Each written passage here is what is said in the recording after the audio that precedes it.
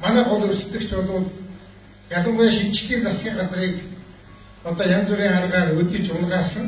Тэгшгүүч шинжлэлийн засгийн газрыг хаанаас ирж унгаад давхар дээлээ хууль гэж ярьж байсан.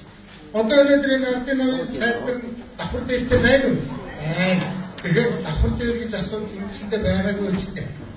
Огт байгаагүй гэдгийг харагдаж шүү дээ. Яг ерөнхийлөгчийг давхар дээлийн хууль өргөн барих яах гэсэн бэ? Наад ардын намын чинь биднийг халаад байна шүү дээ гэсэн чинь манай ерөнхийлөгч их гиний юм уу яасан мэдэхгүй. Өөр 2014 оноос гэж хэрэгжүүлнэ. Энэ танай засгийн газар шинжлэлийн засгийн газар хамаагүй гэсэн. Гэтэл яасан ардын намын тэр хуулийн төслийг ороод ирэнгүүт нь 2014 оноос гэж хэрэгжүүлж шиг чи одоо эдгээр унгаагаад өгнө гэсэн. Ингээд яваахан бүжгийн тэгээд чадаагүй л дээ. Тэгээд 2012 он одоо танд нэг юм баг мартсан байх.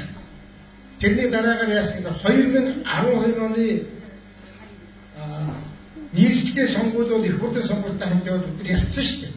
Дүүргүүдийн сонгуульд хэдэн сард явсан? 11 сард явсан.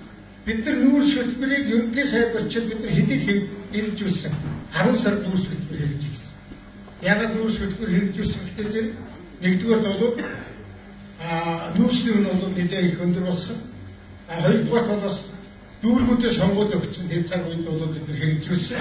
Энийг бол амжилттай хийж чадсан. Багнуураа 200 мянган төгрөгийн үнэтэй нүүрс хэдэн төгрөг болж болсон? 80 мянган төгрөг болж болсон. Энэ ард түмний төлөө хийсэн юм уу? Хамгийн харамсалтай нь шинжлэлийн засгийн газрыг огцруулж чадахгүй болохоор давхар дээлээр огцруулж чадахгүй болохоор нүүрсний хэрэг гэдгийг үүсгэсэн. Энээс болж намайг ерөнхий сайд байхад манай зөвлөх засаг зүйн одоо шоронд хийсэн.